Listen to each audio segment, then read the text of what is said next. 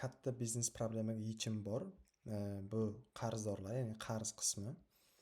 Bu yerda qaysi odamlardan qanaqa qarzga tovar kelganlari haqida ma'lumotlar bor. Hozircha sistemada 8 ta odamning nomi kiritilgan, ularning kontaktlari. Undan tashqari ustiga bossak ushbu odamga, ya'ni Murod Strapilaga qaysi tovarlar tegishli, o'sha haqida ma'lumotlar bor. Ya'ni Murod Strapiladan Strapila 70 15 60 20 ta shtuk skladda qolgan. Olganimizda 40 tani sotib olganmiz va bizga 110 so'mdan tushgan. Kredit summasi общisi 4400 so'm tashkil qilgan va 25-may kuni ushbu tovar kelgan. Bundan tashqari undan oldin, ya'ni ancha oldin olib, kreditga olib va sotib nol qilgan tovarlarimiz haqida ma'lumotlar ham ushbu joyda qoladi. Ya'ni Strapila Kitay 60 180 45 ming. Skladda 0 ta qolgan, 38 ta olgandik boshida. 125 so'm 50 dirhamdan tushgan. Kredit summasi 4769. 25-may kuni olingan ushbu tovar va 29-may kuni qoplangan, ya'ni o'sha sotilib bo'lingan bo'ladi. Ya'ni bu ma'lumotlar qoladi. Ma'lum bir odamga tegishli ma'lumotlar. Bundan tashqari braklar, ya'ni 10 dona qolgan, 20 ta shtuk olinganni boshda 10 tasini sotib olganmiz.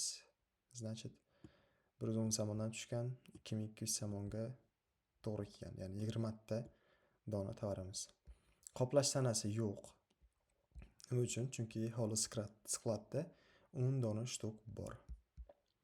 O'shanday qilib, bu yerda har qanday qarz beruvchilar haqida ma'lumotlar bor va qanaqa tovar u insonlarga tegishli ekanligi haqida ham ma'lumotlar bo'ladi. Partiyalarning o'zini ko'rsatib bo'ladi bunisini ustiga bosib. Ya'ni to'liqroq ma'lumot uchun bu tarafni bosamiz. Faqatgina qaysi partiyalar bu insonga tegishli haqida ma'lumot kerak bo'lsa, bu tarafni bosib ko'ramiz. Xo'p, yana bitta joyni o'ylab qoldik shu joyda.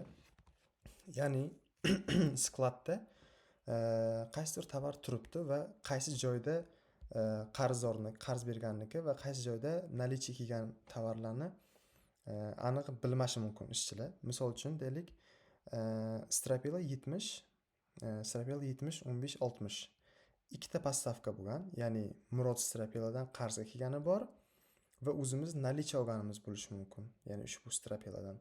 O'sha narsani sotadigan paytimizda qaysi tovardan qanaqa ketib qolganligini bilishimiz uchun o'ylashimizcha, ya'ni Murod Strapilani ID'si bor bu yerda mana. 7-ID'ga tushgan. Ya'ni o'sha insondan qarzga olingan narsalarni ID'sini olib turib, skladdagi tovarga borib, oldiga biron bir tablishka qilib yopishtirib qo'ysagan bo'ladi. Ya'ni qaysi tovar qarzdorga tegishli ekanligini aniqlash yo'li deb o'yladik.